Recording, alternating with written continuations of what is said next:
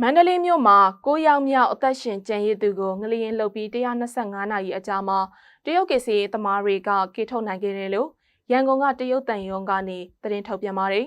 ။မန္တလေး Golden Country Hotel ကေစီနေရာမှာ125နာရီနီးပါးအကြာပိတ်မိနေတဲ့အသက်52နှစ်အရွယ်မြန်မာအမျိုးသားတယောက်ကို